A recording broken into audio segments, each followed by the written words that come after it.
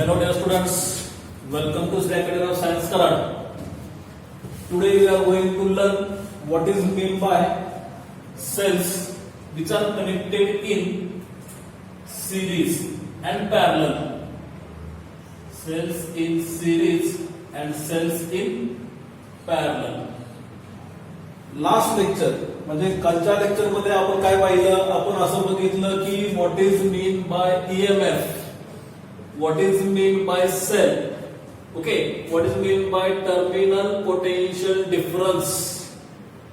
Terminal potential difference म्हणजे गेल्या lecture मध्ये आपण ईएमएफ काय आहे हे आपण पाहिलं होतं. आता what is mean by EMF, तर इलेक्ट्रोमोटिव्ह फोर्स म्हणजे ज्या सेल मधून जो करंट फ्लो होईल सर्किट मध्ये तिथं प्रत्येक चार्जेस साठी तुम्हाला काय मिळतोय, इथं त्याच्यावरती फोर्स ऍक्ट होतोय आणि तो फोर्स म्हणजे कोणता, तर तो म्हणजे इलेक्ट्रोमोटिव्ह फोर्स. बरोबर. मग आता सेल म्हणजे काय, सेल प्रोड्युसेस इलेक्ट्रिकल एनर्जी जे आपण पाहिलं होतं या सर्किट मध्ये. आता ज्या वेळेला करंटची डायरेक्शन तुम्हाला माहितीये, ती डायरेक्शन कशी आहे, फ्रॉम पॉझिटिव्ह टू निगेटिव्ह. करंटची डायरेक्शन कशी आहे, सपोज इथं जर सेल असेल, ठीक आहे, हा पॉझिटिव्ह टर्मिनल हा निगेटिव्ह टर्मिनल, तर इथून करंट हा अशा पद्धतीनं फ्रॉम पॉझिटिव्ह टू निगेटिव्ह टर्मिनलला डायरेक्शन तुम्हाला बघायला मिळेल. मग आता ह्या करंटच्या डायरेक्शन वरून तुम्ही काय सांगताय की cell provides the electrical energy देतोय. म्हणजे थोडक्यात काय, इथून ज्या वेळेला चार्ज मूव्ह करेल, आता करंट ची डायरेक्शन आहे म्हणजे तुमचा चार्ज मूव्ह होतोय. कोणता चार्ज मूव्ह होतोय, तर पॉझिटिव्ह चार्ज. म्हणजेच काय, इथं जो सेल आहे तो काय करतो, त्याला एनर्जी देतोय की जेणेकरून तो चार्ज एनर्जी घेऊन त्या सर्किट मध्ये फ्लो होणार आणि जिथं रेजिस्टर वगैरे एखादा कॉम्पोनंट जर असेल तर तो कॉम्पोनंटला ती एनर्जी देणार आणि तो एनर्जी लॉस झाल्यानंतर परत कुठे येणार आहे, inside the cell from negative terminal. ठीक आहे. म्हणजे अशा पद्धतीनं आपण ईएमएफ म्हणजे काय आहे, सेल म्हणजे काय आहे आणि त्याचबरोबर टर्मिनल पोटेन्शियल डिफरन्स हे आपण त्यामध्ये बघितलं होतं. आता टर्मिनल पोटेन्शियल डिफरन्स म्हणजे त्या सेल पासून मिळणारं जे पोटेन्शियल होतं ते म्हणजे त्याला आपण वीज म्हणलं की जेणेकरून ह्या रेजिस्टर सारख्या कॉम्पोनंटला जर आपण पोटेन्शियल डिफरन्स मेजर केलं तर ते पोटेन्शियल डिफरन्स तुम्हाला किती मिळणार आहे, as a V is called as a terminal potential difference. बरोबर. मग ह्यासाठी आपण एक एक्सप्रेशन ही बघितलं होतं. ते एक्सप्रेशन म्हणजे अशा फॉर्म मध्ये काय ते लिहिलं होतं बघा, V is equal to E minus IR. बघा बरं, what is V? V is the terminal potential difference म्हणजे जे पोटेन्शियल डिफरन्स आपण त्या बॅटरी पासून देतोय ते पोटेन्शियल डिफरन्स तुम्हाला अक्रॉस दी कॉम्पोनंट जो मिळतोय त्याला आपण पोटेन्शियल डिफरन्स V असं म्हणतोय. ठीक आहे. E इज द ईएमएफ, जिथं सेल तुम्ही जोडलाय त्या सेलचा ईएमएफ तुम्हाला बघायला मिळेल, त्याला आपण म्हणतो ईएमएफ E मायनस IR. आता इथं R म्हणजे कुठला रेजिस्टन्स, तर R म्हणजे इथं तुम्हाला मिळेल internal resistance which is denoted by small r आणि त्यातून फ्लो होणारा करंट. म्हणजे सपोज इथं जर करंट मी I कन्सिडर केला, कॅपिटल I, तर इथं बघा तुम्हाला करंट तुम्हाला मिळेल तो म्हणजे I which is passing through internal resistance, तो म्हणजे स्मॉल r. ठीक आहे. म्हणजे अशा पद्धतीनं आपण एक फॉर्म्युला जो मागच्या लेक्चर मध्ये पाहिला होता. ओके. मग आता बघा, ह्या सर्किट मध्ये जर रेजिस्टन्स मी जर तुम्हाला विचारलं how many are the resistance which are connected in the circuit, तर तुम्ही म्हणाल 2 रेजिस्टन्स. बरोबर. मग बरोबरच आहे, 2च रेजिस्टन्स आपण त्या सर्किट मध्ये जोडलेले आहेत. तर एक म्हणजे आहे तो एक्सटर्नल रेजिस्टन्स कॅपिटल R आणि दुसरा आहे तो म्हणजे इंटरनल रेजिस्टन्स स्मॉल r. एक म्हणजे एक्सटर्नल आणि दुसरा म्हणजे इंटरनल रेजिस्टन्स स्मॉल r. जर कनेक्शन जर बघितलं तर इथून पॉझिटिव्ह टर्मिनल पासून तुम्हाला एक्सटर्नल रेजिस्टन्स मिळेल, तिथून पुढे जर गेला तर तुम्हाला इंटरनल रेजिस्टन्स मिळेल. म्हणजेच हे कनेक्शन तुम्हाला अशा पद्धतीनं काहीतरी दिसेल. म्हणजेच हे कनेक्शन तुम्हाला कसं दिसतंय, the resistances are connected in series. म्हणजे टोटल जर रेजिस्टन्स जर आपण बघायला गेलो तर इक्विव्हॅलंट रेजिस्टन्स आपल्याला काय मिळेल, capital R plus small r. Okay. मग आता हा झाला तुमचा इक्विव्हॅलंट रेजिस्टन्स. मग आता हिथून जाणारा करंट म्हणजे तुम्हाला काय मिळेल अकॉर्डिंग टू पोटेन्शियल डिफरन्स इथं मिळेल तुम्हाला आय आर, इथं मिळेल तुम्हाला capital I into small R. Okay, मग आता हा जो फॉर्म्युला तुम्हाला मिळाला त्याचबरोबर ईएमएफ साठी जर आपण इक्वेशन बघितलं म्हणजे according to Ohm's law V is equal to I R. मग आता सेल अप्लाय केल्यामुळे इथं आपल्याकडे काय आहे ईएमएफ. मग इथं V च्या ठिकाणी मला मिळेल E is equal to I आणि रेझिस्टन्स मध्ये तुम्हाला दोन रेझिस्टन्स मिळत असल्यामुळे तुम्हाला इक्विव्हॅलेंट घ्यावा लागेल आणि तो इक्विव्हॅलेंट म्हणजे किती मिळतो मला capital R plus small R. मग देयरफॉर इक्वेशन मी जर हे अरेंज केलं तर करंट आय साठी मला इक्वेशन काय मिळेल तर I is equal to E upon R plus small R. Okay, समजलं इथपर्यंत. आणि मॅक्झिमम करंट ज्या वेळेला आपण सांगितला तर तो मॅक्झिमम करंट म्हणजे काय मिळाला एक्सटर्नल रेझिस्टन्स मधला करंट किती पाहिजे 0. म्हणजे कॅपिटल आर ज्या वेळेला 0 असेल त्यावेळेला I max is equal to E upon small R इथपर्यंत आपण बघितलेलं आहे. जर तुम्हाला हे आठवत नसेल तर मागचं लेक्चर जाऊन जरा बघा, हे रिवाइज करा. आता ह्या इक्वेशन वरूनच आपल्याला काय बघायचं आहे तर cells in series as well as cells in parallel. मग आता सेल इन सिरीज सांगण्यापूर्वी किंवा सेल्स इन पॅरलल सांगण्यापूर्वी आपल्याला रेझिस्टन्स इन सिरीज आणि रेझिस्टन्स इन पॅरललचं इक्वेशन आठवावं लागेल जे तुम्ही ऑलरेडी 10th मध्ये केलेलं आहे. थोडं मी जरा रिवाइज करतो म्हणजे तुमच्या लक्षात येईल की आपण इक्वेशन्स कोणत्या पद्धतीने घ्यायचे, कशा घ्यायचे आणि त्याच्यावरून इक्वेशन कसं तयार होणार आहे ते आपल्याला लिहावं लागेल. तर बघा त्यासाठी सुरुवातीला मी जर असं म्हटलं की resistances are connected in series, resistances are connected, resistors are connected in series. Suppose this is the diagram.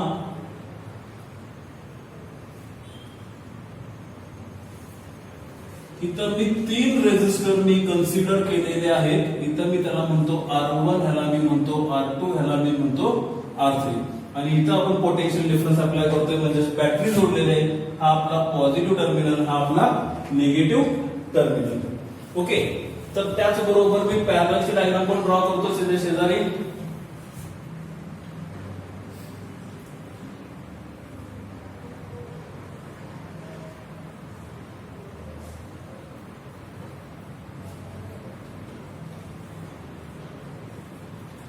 ठीक आहे, हा आपला R1, इथं मिळाला R2, इथं मिळाला R3 आणि हा आपला पोटेन्शियल डिफरन्स म्हणजे V.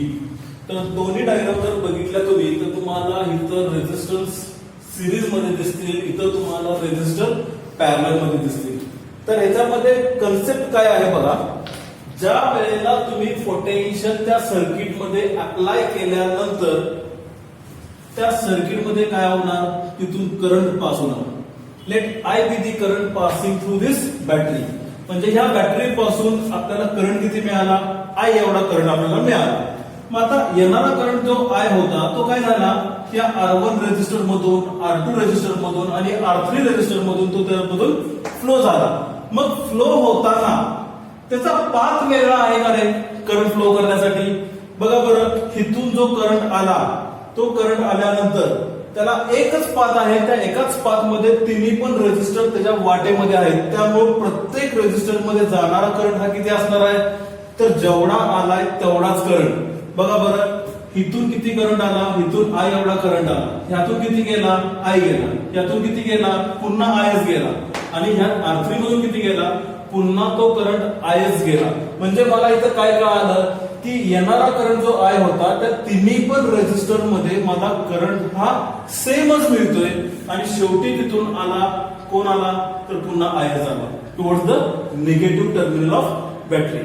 ओके, म्हणजे मला ह्या फिगर वरून काय समजलं की current is same through all resistors. Current प्रत्येक ठिकाणी तुम्हाला प्रत्येक रेझिस्टर साठी तुम्हाला हा सेमच मिळतोय, इक्वल मिळतोय.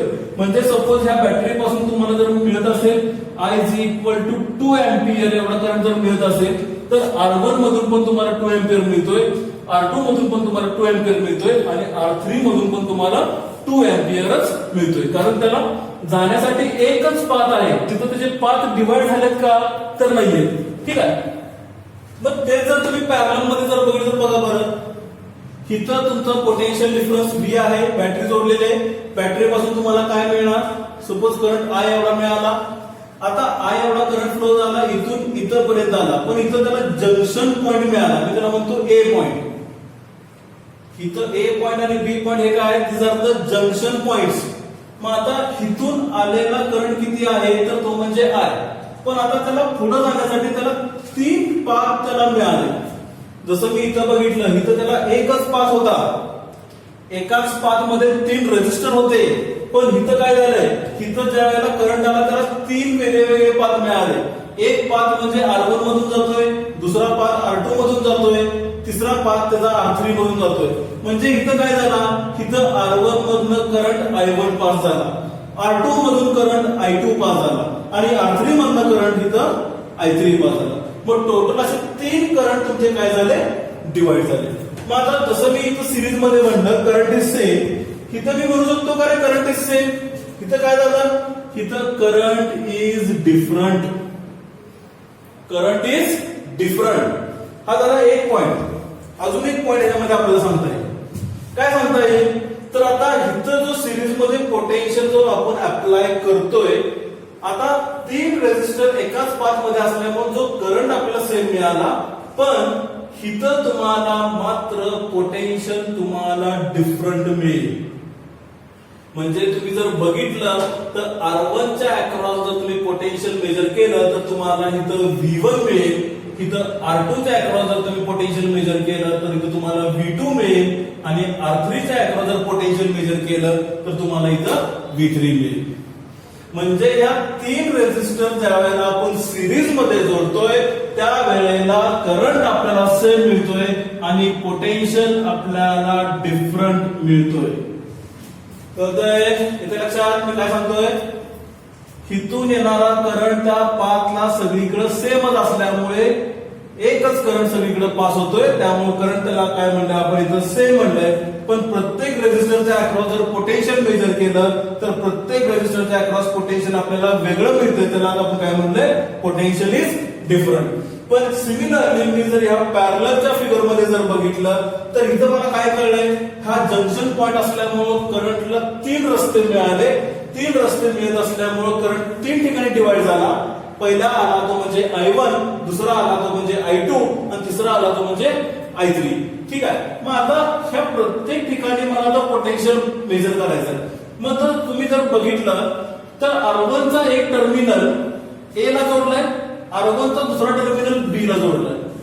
तसंच R2 चा एक टर्मिनल A ला जोडलाय, R2 चा दुसरा टर्मिनल B ला जोडलाय.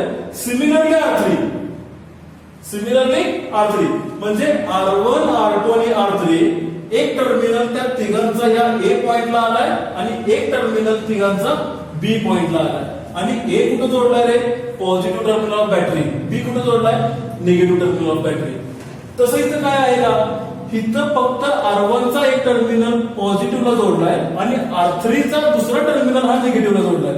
R2 कुठे आहे, बिटवीन R1 आणि R2. म्हणजे इथं त्याचा बॅटरीचा काय संबंध आहे का, नाहीये. त्यामुळे इथं पोटेन्शियल काय झाला, डिवाइड झाला. पण इथं प्रत्येकाचे टर्मिनल हे बॅटरी जोडले. R1 चा पॉइंट पॉझिटिव्हला गेला, R1 चा दुसरा पॉइंट निगेटिव्हला गेला, R2 चा पहिला पॉइंट पॉझिटिव्हला आला, R2 चा दुसरा पॉइंट निगेटिव्हला आला. म्हणजे प्रत्येकाचा पोटेन्शियल हा बॅटरीला जोडलेला आहे. त्यामुळे प्रत्येक ठिकाणी तुम्हाला इथं पोटेन्शियल काय मिळणार आहे, पोटेन्शियल तुम्हाला इथं पॅरलल मध्ये सेम बघायला मिळेल. म्हणजे R1 च्या अक्रॉस तुम्ही जर पोटेन्शियल मेजर केला तर ते तुम्हाला 20 मिळेल, R2 च्या अक्रॉस जरी पोटेन्शियल मेजर केलं तर 20 मिळेल आणि R3 च्या अक्रॉस जरी पोटेन्शियल मेजर केलं तरी तुम्हाला इथं 20 मिळेल. But this is very important in series and parallel combination of resistors. This is very important, हे तुम्हाला माहित पाहिजे. ज्या वेळेला रेजिस्टर सिरीज मध्ये असतील, current is same, potential is different. And when resistors are connected in parallel, current is different, potential is same. Now let us see the formula. Directly मैं तो फॉर्म्युला लिखतोय. आता 3 रेझिस्टर सिरीज मध्ये आहेत, मग त्यासाठी मी काय म्हणतो RS किंवा त्याचा इक्विव्हॅलंट रेझिस्टन्स. म्हणजे 3 रेझिस्टर ज्यावेळेला सिरीज मध्ये जोडतोय प्रत्येकाचा रेझिस्टन्स हा काय होतोय ऍड होतोय. काय होतोय ऍड होतोय. ठीक आहे. मग ऍड होत असल्यामुळं RS is equal to R1 plus R2 plus R3 हा त्याचा फॉर्म्युला आहे. Resistors are connected in series. RS is equal to R1 plus R2 plus R3. मग आता पॅरलल साठी काय घेतो फॉर्म्युला, तर पॅरलल साठी 1/RP. RP म्हणजे P डिनोटेड फॉर पॅरलल आणि S denoted for series. 1/RP is equal to 1/R1 plus 1/R2 plus 1/R3. This is the formula for parallel where resistors are connected in parallel. समजले इथं बरे? ठीक आहे. आता इथं सांगायचा उद्देश म्हणजे आता जो सेल आपल्याला जो जोडायचा आहे सिरीज आणि पॅरलल साठी, मग ह्या रेझिस्टर सारखा काय बिहेवियर दाखवतोय का, त्याच्या पद्धतीने आपली इक्वेशन काय मिळणार आहे का, अशासाठी मी तुम्हाला हे एक्सप्रेशन दिलेले आहे. मग त्यासाठी लक्षात ठेवा, सिरीज मध्ये असेल तर रेझिस्टर हे ऍड होतात आणि इतर पॅरलल असेल तर तुम्हाला तो रेसिप्रोकलच्या फॉर्म मध्ये मिळतोय. म्हणजे 1/RP is equal to 1/R1 plus 1/R2 plus 1/R3. हा तुमचा पॅरललचा फॉर्म्युला आहे, हा तुमचा सिरीजचा फॉर्म्युला आहे. कुठेतरी हे नोट डाऊन करून घ्या. पॉज करा, नोट डाऊन करा. पॉज करून नोट डाऊन करा. चलो मी नोट करतोय.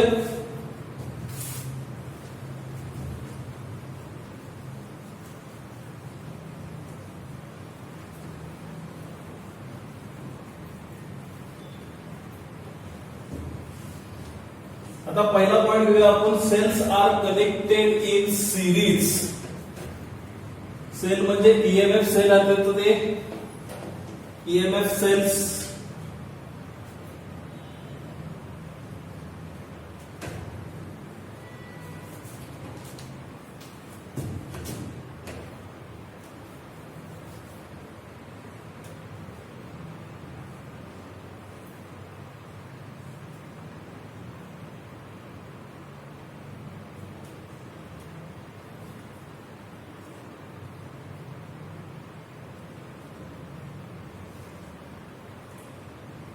चला हे डायग्राम ड्रॉ करा. 2 सेल आहेत बघा. एक म्हणजे सेल E1, दुसरा म्हणजे सेल E2. इथं त्याचा positive terminal, negative terminal, positive terminal, negative terminal आणि या E1 चा इंटरनल रेझिस्टन्स R1 आणि E2 सेलचा इंटरनल रेझिस्टन्स R2. आता हे इंटरनल रेझिस्टन्स कुठे आहे, सेल मध्ये दाखवताना आपण त्या निगेटिव्ह टर्मिनलच्या बाजूला दाखवतोय. ओके, ही डायग्राम ड्रॉ करून घ्या. चलो तर आता बघा इकडं. तर आता काय करायचं आपल्याला सेल्स इन सिरीज साठी इक्वेशन बघायचं आहे. आपल्याला इक्वेशन तयार करावं लागेल. तर आता ही फिगर जर तुम्ही बघितली बारकाईनं, तर त्या फिगर मध्ये 2 सेल आपण जोडलेले आहेत. ठीक आहे. आता हे नॉमिनली हे कनेक्शन असं असणार आहे. तर हा तुमचा E1 आहे, इथं तुमचा E2 आहे आणि पुढे एक एक्सटर्नल रेझिस्टन्स वगैरे ते कनेक्शन या पद्धतीने तुम्हाला बघायला मिळेल. मग हा इथं E1 चा इंटरनल R1, इथं E2 आणि E2 चा इंटरनल R2 अशा पद्धतीनं कनेक्शन आहे. पण आता जास्त काय आपण बाकीचं बघत नाही, आपल्याला फक्त हे सेल पाहिजे म्हणून आपण तेवढीच फिगर आपण काय करतोय, कन्सिडर करतोय. आता हे रेफर करण्यासाठी आपल्याला किर्चॉफ्स लॉ आपल्याला पहिल्यांदा बघितलं पाहिजे, कारण त्या फॉर्म मध्ये तुम्हाला ते इक्वेशन लिहायचं आहे. मग आता किर्चॉफ्स लॉ काय सांगतो. आता किर्चॉफ्स लॉ हे तुम्हाला 11th ला नाहीये, 12th ला आहे. पण थोडक्यात मी तुम्हाला हिंट देतो की तुम्हाला किर्चॉफ्स लॉ कसा यूज करायचा आहे. ठीक आहे. किर्चॉफ मध्ये 2 लॉ आहेत. त्यातला पहिला लॉ म्हणजे फर्स्ट लॉ आपण म्हणतोय, त्याला is also called as a current law. पहिला लॉ कोणता इथं, करंट लॉ. तर करंट लॉ मध्ये काय सांगितलंय, the algebraic sum of electric current, the algebraic sum of electric current at any junction at any junction is equal to 0. बघा note down करून घ्या. The algebraic sum of electric current at any junction is equal to 0. आता figure दाखवतो म्हणजे त्याच्यावरून तुम्हाला लक्षात येईल. सपोज एक जंक्शन पॉइंट मी इथं कन्सिडर केलेला आहे, ठीक आहे. त्या जंक्शन पॉइंटला मी इथं ए म्हणतो. आता त्या जंक्शन पॉइंटला येणारा करंट किंवा त्या पॉइंट पासून जाणारा करंट ह्या सगळ्यांची जर ऍडिशन केली तर इक्वल टू किती मिळणार आहे? Equal to 0. मग suppose here are the 5 conductors. 5 conductor मी इथं कन्सिडर केले. मग या 5 कंडक्टर मधनं काय होतोय? करंट फ्लो होतोय. आणि ह्या सगळ्यांचा कॉमन पॉइंट आहे तो म्हणजे ए पॉइंट, आणि त्याला आपण काय म्हणतोय? Junction point. Okay, junction point. मग आता सपोज इथून करंट आत येतोय, त्याला मी म्हणतो I1. इथून करंट आत येतोय, ह्याला मी म्हणतो I2. इथून करंट बाहेर निघालाय, त्याला मी म्हणतो I3. इथून करंट आत निघालाय, त्याला मी घेतो I4. आणि इथून करंट बाहेर चाललाय, त्याला मी म्हणतो I5. असे टोटल आपल्याकडे 5 कंडक्टर आहेत. त्या 5 कंडक्टर मधनं वेगवेगळे करंट तुम्हाला दिसतील. पहिल्या कंडक्टर मधून I1 मिळेल, दुसऱ्या कंडक्टर मधून I2 मिळेल, तिसऱ्या कंडक्टर मधून I3, चौथ्या कंडक्टर मधून I4 आणि पाचव्या कंडक्टर मधून I5. मग आता इथं तुम्हाला काय करायचं आहे? साइन कन्व्हेन्शन्स तुम्हाला घ्यायचे. काय घ्यायचे तुम्हाला? Sign convention. मग आता साइन कन्व्हेन्शन काय घेणार? तर कुठला करंट पॉझिटिव्ह आणि कोणता करंट निगेटिव्ह हे आपल्याला दाखवायचं आहे. मग त्यासाठी तुम्ही कसं ठरवणार? तर बघा बरं, तर ह्या फिगर मध्ये तुम्हाला असं दिसेल की आत येणारा करंट काहीतरी असेल आणि बाहेर जाणारा करंट एक असेल, ठीक आहे. मग आता current coming towards the junction, त्या जंक्शन पॉइंटला येणारा जो करंट असेल त्याला आपल्याला काय कन्सिडर करायचं आहे? As a positive current.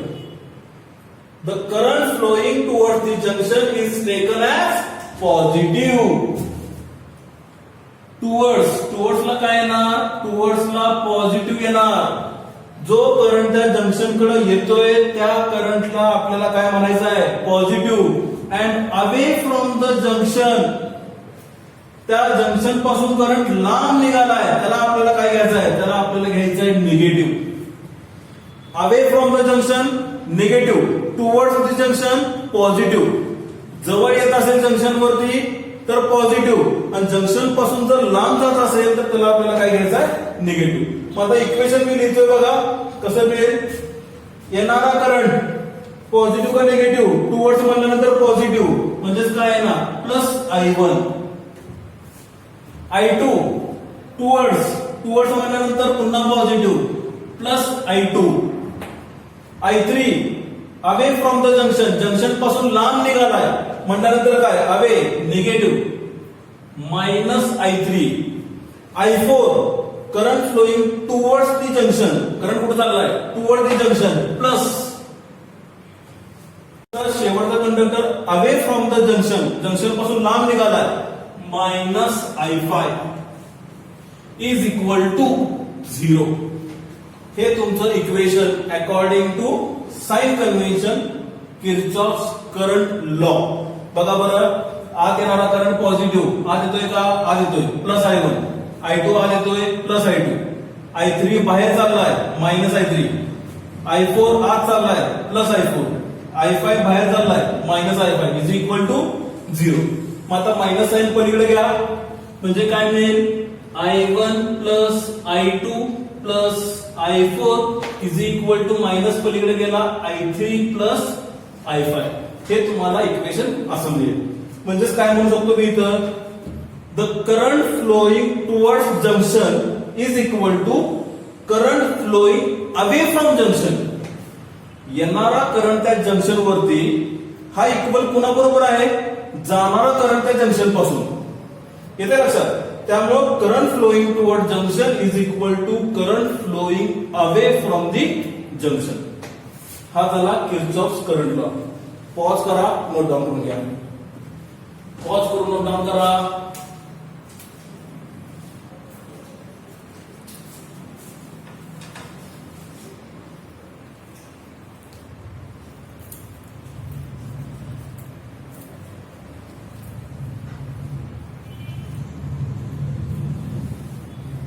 चलो सेकंड लॉ बघूया.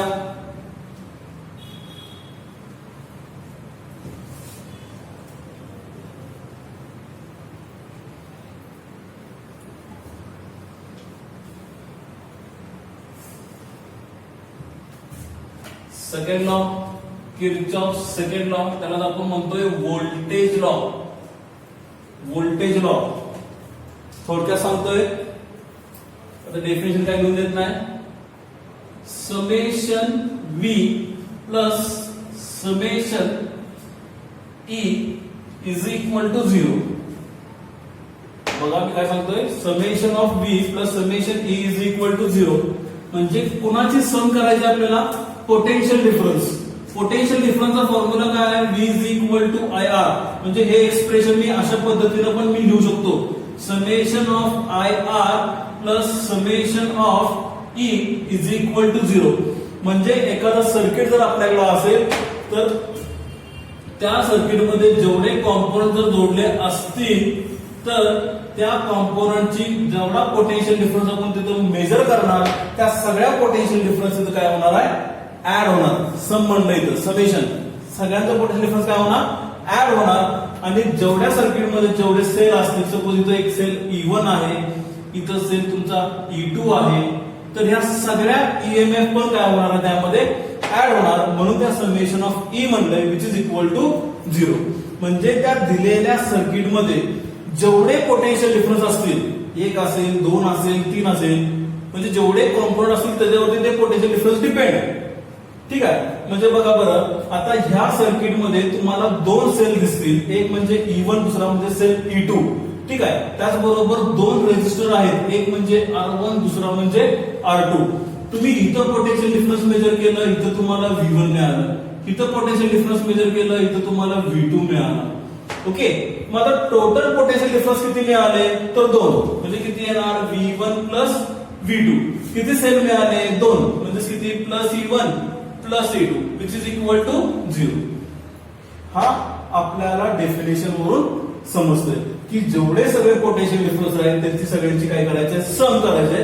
आणि त्याचबरोबर जेवढे ईएमएफ आहेत त्या सगळ्यांची पण ऍडिशन करायची आणि इक्वल टू काय सांगायचं आपल्याला, इक्वल टू 0. मग आता पुन्हा तुम्हाला काय करावं लागेल, पुन्हा तुम्हाला इथं साइन कन्व्हेन्शन घ्यावे लागतील. ठीक आहे. मग आता साइन कन्व्हेन्शन कसे घ्यायचे बघा, इथं समजलं का, जेवढे सगळे पोटेन्शियल डिफरन्स सर्किट मधले त्या सगळ्यांची ऍडिशन म्हणजे समेशन IR म्हणजे V1 प्लस V2. आणि जेवढे ईएमएफ त्या सर्किट मध्ये असतील तर त्यांची पण आपल्याला काय करायचे, ऍडिशन करायचे. म्हणजे प्लस समेशन E. आणि या सगळ्यांची ऍडिशन केल्यानंतर इक्वल टू काय मिळणार आहे आपल्याला, 0. म्हणजे the algebraic sum of all potential difference plus algebraic sum of all EMF is equal to 0. परत एकदा रिपीट करतो, the algebraic sum of all potential difference plus the algebraic sum of all EMF is equal to 0. Okay. आता sign convention साठी जी figure देतोय ती figure व्यवस्थित बघा आणि साइन कन्व्हेन्शन कसे घेतोय ते बघा, कारण इट इज व्हेरी इम्पॉर्टंट. त्याच्यावरूनच तुम्हाला इक्वेशन लिहिता येणार आहे, नाहीतर येणार नाही. तर त्यासाठी पहिल्यांदा एक फिगर मी ड्रॉ करून घेतो.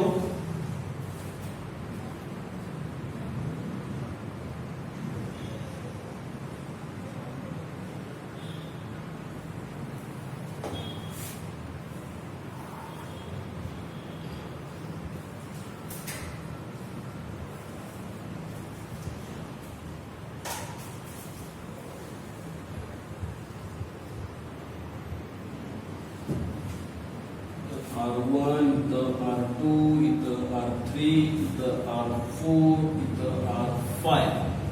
हा सेल E1 प्लस मायनस, हा सेल E2 प्लस मायनस. ठीक आहे. लूप्स कन्सिडर करूया, A, B, C, D, E, F, A. ठीक आहे. ही डायग्राम ड्रॉ करून घ्या. पॉज करा आणि ड्रॉ करून घ्या. पॉज करून ड्रॉ करा.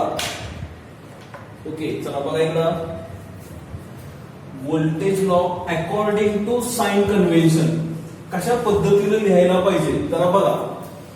आता त्यासाठी पहिल्यांदा इक्वेशन लिहित असताना पहिल्यांदा तुम्हाला लूप कन्सिडर करावा लागेल. काय कन्सिडर करावं लागेल, लूप.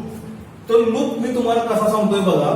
तर ह्या टोटल फिगर मध्ये तुम्हाला 3 लूप तुम्हाला बघायला मिळतील. तर तो पहिला लूप तुम्हाला असा मिळेल बघा. मी काय सांगतोय आता त्यासाठी नाव दिलेत बघा मी A B C D E F A. तर आता पहिला लूप म्हणजे A B C F A. A B C F A हा झाला त्याचा पहिला लूप म्हणजे A B C F A हा झाला त्याचा पहिला लूप. ठीक आहे, हा लूप पहिला लूप. दुसरा हा लूप काय येणार F C D E F.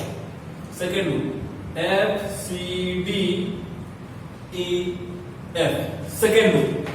आणि थर्ड लूप तिसरा लूप जो तुम्हाला बघायला मिळेल हा पूर्ण तुम्हाला घ्यावा लागेल. टोटल लूप टोटल मध्ये किती येणार A B C D E F A E F A असे 3 लूप तुम्हाला बघायला मिळतील. ओके, तर ह्या 3 लूप प्रमाणे लूप कन्सिडर करून तुम्हाला करंटची डायरेक्शन बघायचे. तो पाथ तुम्हाला बघायचा आहे.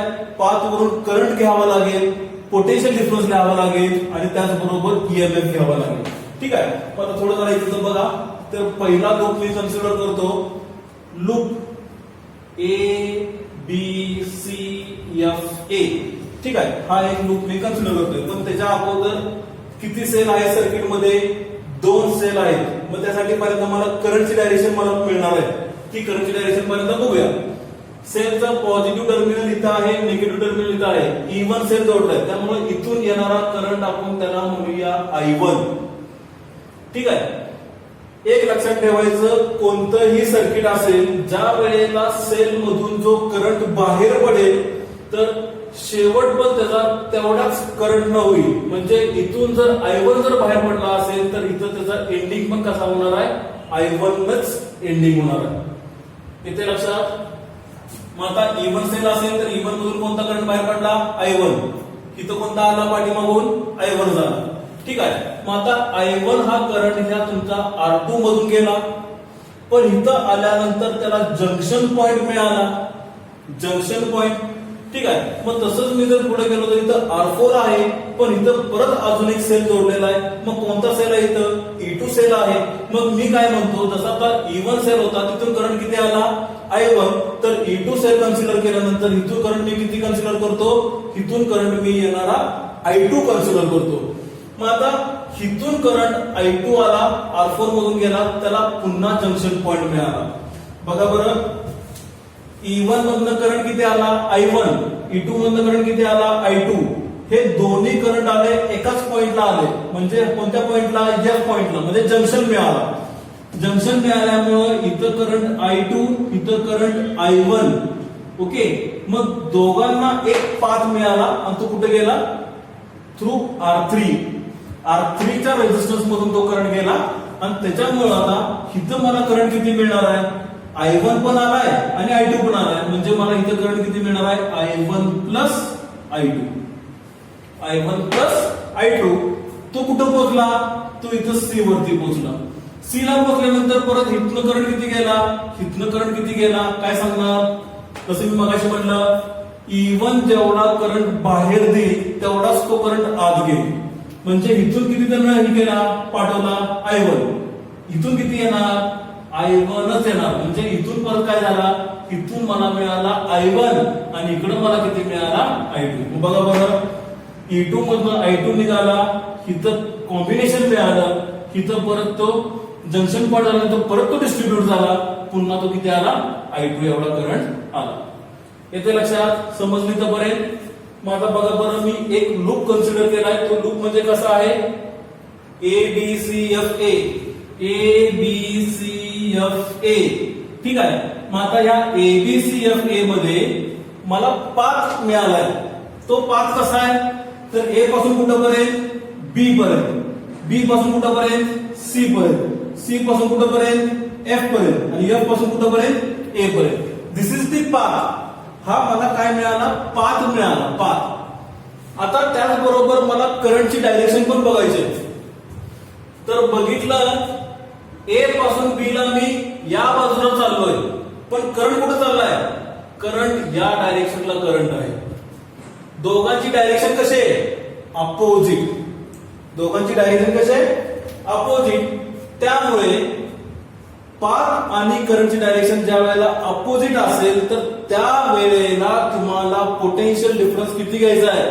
पोटेन्शियल डिफरन्स तुम्हाला पॉझिटिव्ह घ्यायचा आहे. Potential difference is taken as positive ज्या वेळेला अपोजिट डायरेक्शन असेल त्यावेळेला. येथे लक्षात मी काय सांगतोय?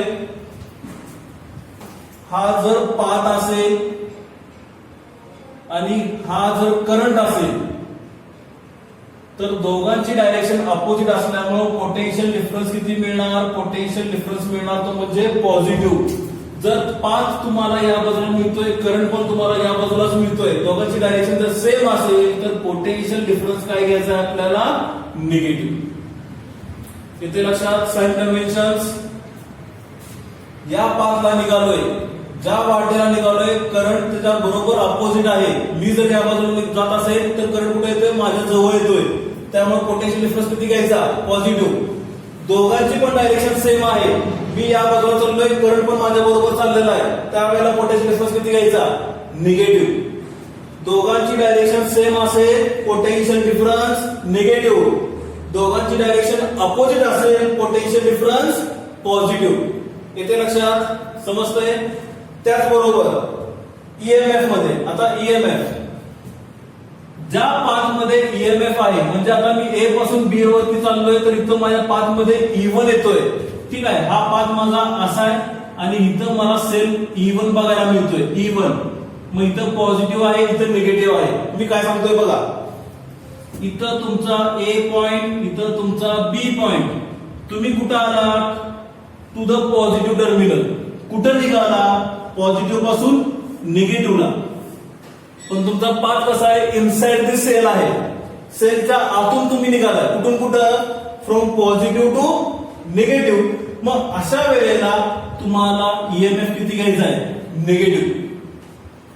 कळते का? बघा, ज्या पाथ मध्ये तुम्ही निघाला आहात म्हणजे कुठून कुठं? ए पासून बी कडे चाललात. ओके, सेल तुम्हाला अशा पद्धतीने मिळतोय, पॉझिटिव्ह निगेटिव्ह. मग तुम्ही इनसाइड दी सेलचा जर विचार केला तर कुठून कुठे निघालाय? From positive terminal to negative terminal. बरोबर. मग आता ज्या वेळेला पॉझिटिव्ह पासून निगेटिव्हला जाणार त्यावेळेला सेल ईएमएफ किती घ्यायचा? त्यावेळेला घ्यायचा निगेटिव्ह. आणि ज्या वेळेला तुम्ही सेल निगेटिव्ह पासून पॉझिटिव्हला निघाला, फ्रॉम मायनस टू प्लस, त्यावेळेला ईएमएफ किती घ्यायचा? Positive. Positive to negative, negative. Negative to positive, positive. समजलं का? These are the sign conventions for potential difference and EMF. येते लक्षात? त्यामुळे आता बघा, लूप बघा. लूप पहिला लूप आपला किती आहे? पहिला लूप आहे तो म्हणजे A B C F A. A B C F A.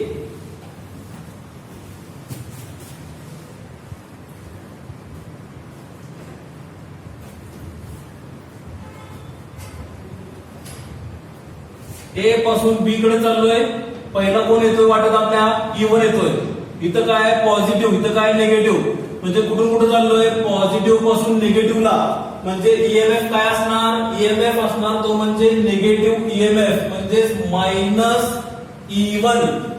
Minus E1. त्याच्यानंतर कोण आलं वाटेमध्ये? R1 रेजिस्टर आला. तिथं पोटेन्शियल डिफरन्स किती येणार? V is equal to IR. मग इथलं करंट किती आहे? I1 आहे. रेजिस्टर किती आहे? R1 आहे. ठीक आहे, म्हणजे इथे लिहितो मी I1 R1. मग आता प्लस लिहायचं की मायनस? हा पाथ आहे ए पासून बी कडे. करंट कुठं आहे? करंट या बाजूला आहे. म्हणजे दोघांची डायरेक्शन कशी मिळाली? अपोजिट. दोघांची डायरेक्शन जर अपोजिट असेल तर पोटेन्शियल डिफरन्स किती घ्यायचा आहे? पॉझिटिव्ह. मग इथं किती येणार? Plus I1 R1. Plus I1 R1. Opposite direction, potential difference positive. तिथून कुठं आलो? बी ला. बी पासून सी ला. कोण आहे का इथं कॉम्पोनंट? कोणीच नाहीये. ठीक आहे, पुढं सी पासून कुठे जायचं आहे, एफ ला जायचं आहे. पुन्हा इथं कॉम्पोनंट आला R3, म्हणजे इथं तुम्हाला काय मिळेल, पोटेन्शियल डिफरन्स. मग या R3 मधनं करंट किती फ्लो होतोय, I1 पण फ्लो होतोय ऍज वेल एज I2 पण फ्लो होतोय. त्यामुळं I1 प्लस I2. मग आता इथला पोटेन्शियल डिफरन्स मला किती मिळणार, तर V is equal to I1 plus I2 into R3. बरोबर का, V is equal to IR, V is equal to I into R. मग इथं करंट किती आहे, I1 प्लस I2. ओके, मग आता बघा बरं, पाथ माझा कसा आहे, C पासून F कडे आहे, म्हणजे हा इथून इकडे निघालोय, इथून इकडे निघालोय. करंट कुठे आहे, करंट असा निघालाय, म्हणजे डायरेक्शन कशी दोघांची पुन्हा ऑपोजिट. त्यामुळे प्लस का मायनस, प्लस म्हणजे काय आहे ना, plus I1 plus I2 into R3. ठीक आहे, प्लस मध्ये I1 plus I2 into R3. F ला आलो, F पासून कुठे जायचं, आता A ला जायचं. मग आता त्या वाटेत कुठला रेजिस्टन्स आहे, R2. करंट कुठला, I1. मग आता पाथ आपला असा आहे, वर निघालोय, करंट कुठे आहे, करंट खाली निघालाय. परत डायरेक्शन कशी, अपोजिट. त्यामुळे काय येणार, पोटेन्शियल डिफरन्स पॉझिटिव्ह, म्हणजे काय येणार, plus plus I1 R2 which is equal to 0. समजलं का, बघा आपल्याला पाथ महत्वाचा आहे. ज्या डायरेक्शनला पाथ असेल त्या डायरेक्शनला जर करंट असेल तर पोटेन्शियल डिफरन्स आपल्याला निगेटिव्ह घ्यायचा आहे. जर दोघांची डायरेक्शन जर अपोजिट असेल तर पोटेन्शियल डिफरन्स पॉझिटिव्ह. बघा बरं, चेक करा, आपला पाथ कसा आहे, A B C F A, म्हणजे A पासून कुठे जाणार मी, B वरती जाणार. मग आता इथं रेजिस्टन्स कुठला आहे, R1. येणारा करंट किती आहे, इथं I1. मग आता हा जर पाथ असेल तर हा करंटची डायरेक्शन आहे, म्हणजे ही दोघांची डायरेक्शन कशी मिळाली, अपोजिट. अपोजिट असल्यामुळे मला इथं काय मिळाला, प्लस प्लस I1 R1. तिथून इथं आलो, कोणताच कॉम्पोनंट नाहीये, त्यामुळे इथं काय येणार नाही, इथं येणार. इथं कोण आहे, R3. म्हणजे C पासून कुठे चाललोय मी, F ला. मग आता R3 आहे, R3 मध्ये तुम्हाला करंट किती मिळतोय, I1 प्लस I2. मग आता हा झाला त्याचा पाथ, कुठून कुठं, C पासून F ला इकडे चाललोय, पण करंट कुठं झालाय, या बाजूला चाललाय. म्हणजे डायरेक्शन कशी मिळाली, अपोजिट. त्यामुळे पुन्हा काय, plus plus I1 plus I2 into R3. F नंतर कुठं, A पर्यंत, F टू A. मग आता हा करंट खाली येतोय, पण पाथ आपला कुठे निघालाय, वरच्या बाजूला, म्हणजे परत काय मिळाला, अपोजिट डायरेक्शन. त्यामुळे पुन्हा काय, plus plus I1 R2 is equal to 0. समजलं, म्हणजे अशा पद्धतीनं तुम्हाला साइन कन्व्हेन्शन तुम्हाला घ्यायचे. दुसरा पाथ बघा बरं, दुसरा path, second path, loop F C D E F. F पासून सुरुवात करायची, F पासून कुठे जाणार, C ला जाणार. आता इथून मी इकडे चाललो, करंट कुठे चाललाय, करंट पण सेम आहे, म्हणजे दोघांची डायरेक्शन कशी मिळाली, सेम. दोघांची डायरेक्शन जर सेम असेल तर पोटेन्शियल डिफरन्स काय, निगेटिव्ह. निगेटिव्ह असल्यामुळे काय येणार, minus I1 plus I2 into R3. बघा, मगाशी डायरेक्शन अपोजिट होती त्यामुळे प्लस. आता दोघांची पण डायरेक्शन सेम असल्यामुळे इथं काय झालं, तुमचा पोटेन्शियल डिफरन्स मायनस. कुठं आलो आपण, F पासून C वरती आलो, F पासून C पासून D ला काय आहे का, काहीच नाही. हा, पण D पासून E पर्यंत जाण्यासाठी रेजिस्टन्स पण आहे आणि EMF पण आहे. पण पहिला काय बघायचा, रेजिस्टन्स. आता इथं येणार करंट किती, I2. मग आता पाथ आपला कसा आहे, हा पाथ आपला असा आहे, करंट कसा आहे, करंट पण असा आहे. म्हणजे पुन्हा दोघांची डायरेक्शन काय झाली, सेम झाली. डायरेक्शन सेम असल्यावर पोटेन्शियल डिफरन्स पुन्हा निगेटिव्ह, म्हणजे किती येणार, मायनस I2 R5. ठीक आहे, आणि त्याच्यानंतर सेम दिशा आल्यानंतर इथं पोहोचला कुठं, मायनस साइन. इथं काय आहे, प्लस. म्हणजे कुठून कुठं चाललाय, from negative to positive. Negative to positive म्हणजे काय ना, प्लस E2. इथं येणार प्लस E2. कुठं पोहोचला, E पॉइंटला पोहोचला. E पासून कुठं जाणार, F ला जाणार. म्हणजे इथून पाथ माझा असा मिळतोय, करंटची डायरेक्शन पण मला अशीच मिळणार आहे. त्यामुळे दोन्ही डायरेक्शन सेम असल्यामुळे पोटेन्शियल डिफरन्स काय येणार इथला निगेटिव्ह. करंट किती आहे I2, रेजिस्टर किती आहे R4, म्हणजे -I2R4 इज इक्वल टू 0. समजले इथपर्यंत? ठीक आहे. तर अशा पद्धतीनं मी 2 लूप तुम्हाला सांगितले. तिसरा लूप तुम्ही मला होमवर्कला घेऊन मला पाठवायचा आहे. येते लक्षात? तिसरा लूप तुम्ही कन्सिडर करा आणि त्या पद्धतीनं मला प्लस मायनसच्या फॉर्म मध्ये ईएमएफ आणि पोटेन्शियल डिफरन्स मला लिहून पाठवायचे. ठीक आहे. मग आता तुम्हाला इथं समजलं असेल, त्याच्यावरून आता हा सेलचा आपला सिरीजचा फॉर्म्युला आपण आता लिहूया. तर पॉज करून नोट डाऊन करून घ्या.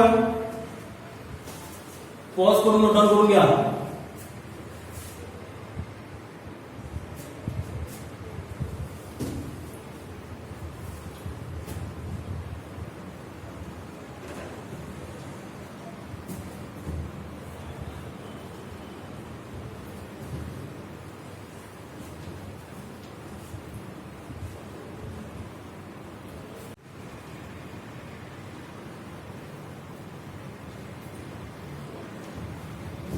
ठीक आहे. Coming to the point, cells are connected in series.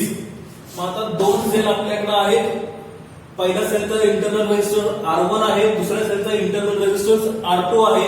इथं A पॉइंट आहे, इथं B पॉइंट आहे, म्हणजे हे कनेक्शन पुढे काहीतरी रेजिस्टर जोडला असेल आणि B ला जोडला असेल. ओके. मग मी काय म्हणतो, लेट A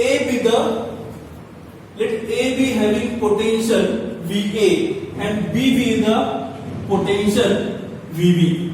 म्हणजे A वरती पोटेन्शियल मला किती मिळाला, VA एवढा पोटेन्शियल मिळाला. B वरती पोटेन्शियल मला किती मिळाला, VB. ओके. मग आता बघा equation, starting from point A किती येणार बघा, इथं VA आला. त्याच्यानंतर मी कुठं येणार, सेल पाशी येणार, पॉझिटिव्ह टू निगेटिव्ह, म्हणजे काय येणार -E1. कुठून कुठं चाललोय, प्लस पासून मायनस पर्यंत. ठीक आहे. मग आता करंटची डायरेक्शन कशी असेल, हा E1 इथं आहे, हा E2 इथं आहे, म्हणजे from positive to negative. Suppose इथून करंट मी किती कन्सिडर केला, I एवढा करंट कन्सिडर केला. इथून करंट किती बाहेर पडला, I.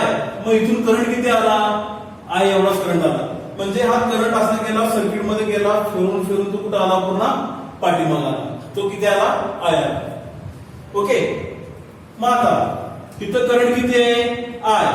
मग आता इथला पोटेन्शियल डिफरन्स मला मिळाला, म्हणजे पाथ माझा कसा आहे, A पासून B ला. करंटची डायरेक्शन कशी आहे, अपोजिट. प्लस की मायनस, दोघांची डायरेक्शन जर अपोजिट असेल तर काय येणार, प्लस. म्हणजे किती येणार, प्लस I इंटू R1. आता कुठं पोहोचला, सेल कशी पोहोचला. कुठला सेल आहे आता, E2. कुठून कुठं चाललाय, फ्रॉम पॉझिटिव्ह टू निगेटिव्ह, म्हणजेच काय येणार -E2. त्यानंतर रेजिस्टर कुठला आहे, इंटरनलचा R2. करंट किती आहे, I. हा आपला पाथ असेल, हा करंट असेल, अपोजिट डायरेक्शन. मग नंतर काय, plus I into R2 is equal to इथलं पोटेन्शियल येणार ते म्हणजे VB. बघा समजतंय का. A पासून कुठं चाललोय आपण, B पर्यंत चाललोय. मग इथलं पर्यंत पोटेन्शियल मी लिहून घेतलं, प्लस VA. बरोबर. इथून मी पुढे निघालो. आता सेलचा पॉझिटिव्ह टर्मिनल इथं आहे, निगेटिव्ह इथं आहे, पॉझिटिव्ह इथं आहे, निगेटिव्ह इथं आहे, म्हणजे करंटची डायरेक्शन कशी असणार आहे, फ्रॉम पॉझिटिव्ह टू निगेटिव्ह. ठीक आहे. त्यामुळे इथलं करंट किती दाखवला मी, I. जर इथून करंट जर I एवढा बाहेर पडत असेल तर येणारा करंट किती असणार आहे, पुन्हा Iच असणार आहे, जे मी मग सांगितलं तसं. ओके. मग आता इथून इथं पोहोचलो, कुठं आलो, E1 च्या पॉझिटिव्ह टर्मिनल पर्यंत. तिथून कुठं गेलो, निगेटिव्ह टर्मिनलला, म्हणजेच कुठून कुठं, from higher to lower. Plus पासून कुठं गेलो, मायनसला. ठीक आहे. त्यामुळं हायर टू लोअर गेल्यामुळं -E1. ठीक आहे. म्हणजे फ्रॉम पॉझिटिव्ह टू निगेटिव्ह गेल्यामुळं निगेटिव्ह. त्यानंतर रेजिस्टर आला, इंटरनल R1. इथला करंट किती आहे, I. मी चाललो या बाजूला, करंट चाललाय या बाजूला, दोघांची डायरेक्शन कशी आहे, अपोजिट. त्यामुळे प्लस किती मिळाला, I इंटू R1. त्यानंतर कुठं पोहोचलो, दुसऱ्या सेलला पोहोचलो, इथं प्लस आहे इथं मायनस आहे, कुठून कुठे निघालाय प्लस टू मायनस, पुन्हा मायनस मायनस E2. परत इथं आलो, पाथ माझा असा आहे, करंट असा आहे, पुन्हा opposite direction plus I into R2 is equal to VB. ठीक आहे, अरेंज करू इक्वेशन. VB ला इकडे आणूया, VA प्लस VB इकडे आला, मायनस VB इक्वल टू, हे सगळे इक्वेशन पलीकडे घेऊन जावा. काय येणार, मायनस E1 पलीकडे गेला प्लस E1, मायनस E2 पलीकडे गेला plus E2 plus I into R1 plus I into R2 पलीकडे गेल्यामुळे मायनस. ठीक आहे, minus I into R1 minus I into R2.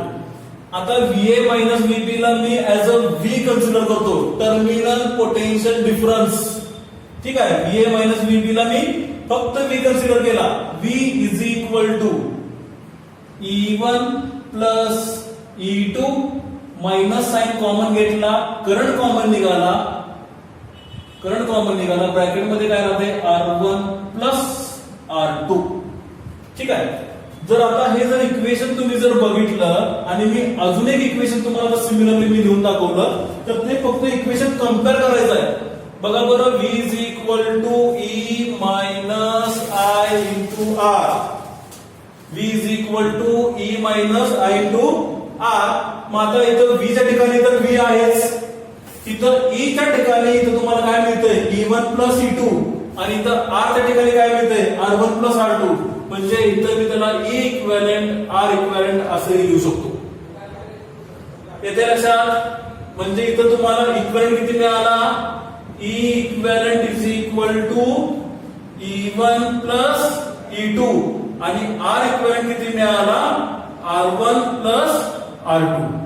म्हणजे बघा, सिरीज साठी तुम्हाला मी सांगितलं होतं की ज्या वेळेला 2 रेजिस्टर असतील 3 रेजिस्टर असतील त्यावेळेला ते रेजिस्टर काय करतात, एकमेकांना ते ऍड करतात.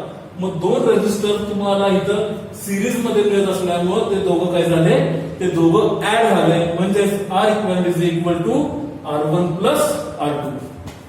मग ईएमएफ मध्ये काय झालं, ईएमएफ मध्ये पण ते दोघं सेल काय झाले, दोन्ही सेल एकमेकांच्या मध्ये ऍड झाले आणि त्यांचा इक्विव्हॅलेंट किती मिळाला, E equivalent is equal to E1 plus E2.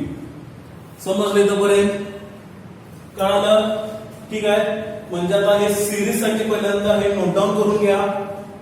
ठीक आहे, म्हणजेच बघा बरं, V च्या ठिकाणी V, इथं E1 प्लस E2 म्हणजेच E equivalent minus I as it is, आणि R1 प्लस R2 म्हणजेच R इक्विव्हॅलेंट.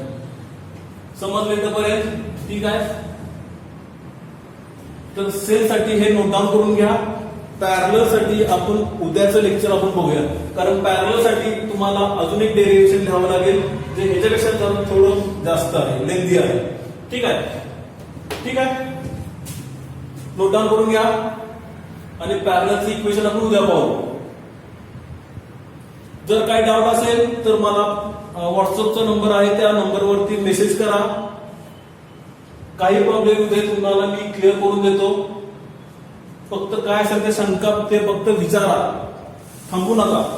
ठीक आहे, होप सो तुम्हाला लेक्चर आवडला असेल. ठीक आहे, थँक्यू.